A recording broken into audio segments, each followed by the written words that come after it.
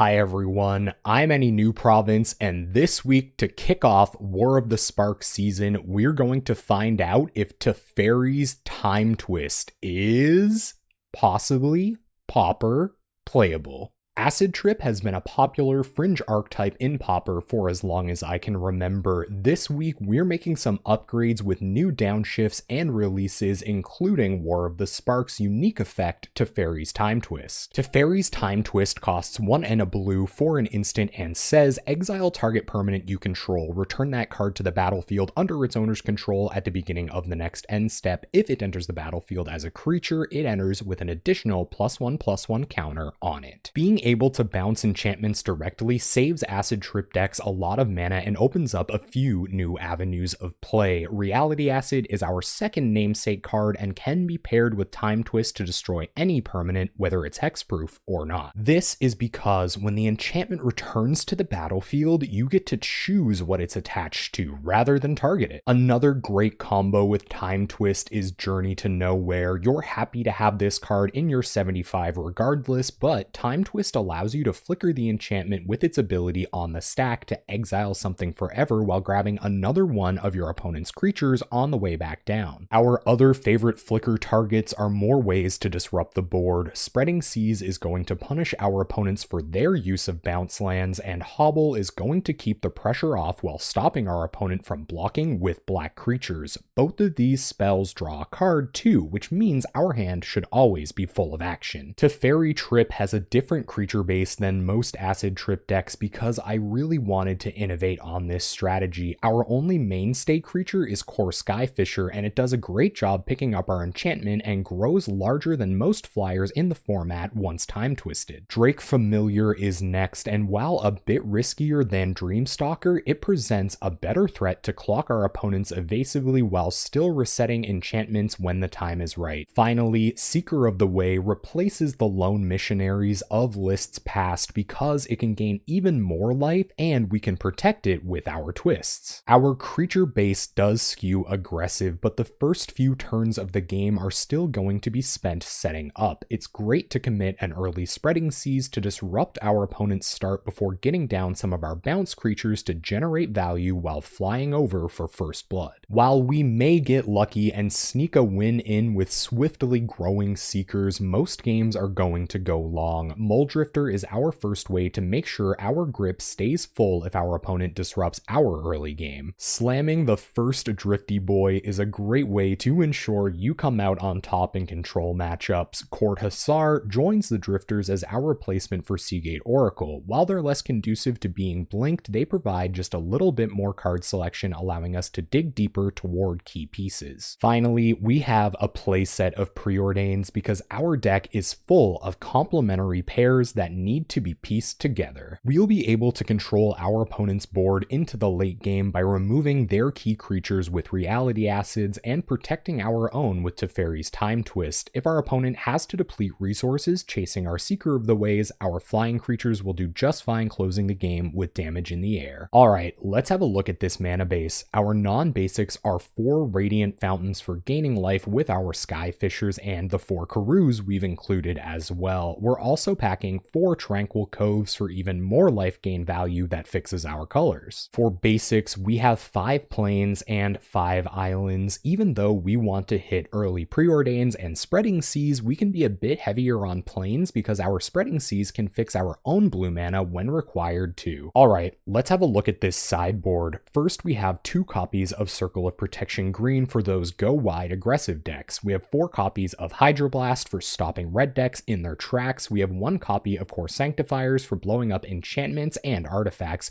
We have 2 copies of Prismatic Strands for those go all in on a single turn decks. We have 2 copies of Relic of Progenitus for going into long game against other control decks that may want to use their graveyard for value. We have 2 copies of Serrated Arrows for killing those X1s, and we have 2 copies of Standard Bearer for picking up all of our opponent's auras and pump spells. And there you have it, Teferi Trip. We're going to be taking this deck into a league at 7 p.m. p.m. Atlantic time this Tuesday night on twitch.tv/AnyNewProvince. We're there every Tuesday night playing Possibly Pauper Playable decks. Before I go, I just want to remind you that you can like the video or subscribe to the channel down below. I'd seriously appreciate it. It's a great way to let me know you've enjoyed everything, and it really encourages me to keep making great Pauper content. Thank you so much for watching. I hope you enjoyed this deck tech, and hopefully I'll see you on Tuesday night.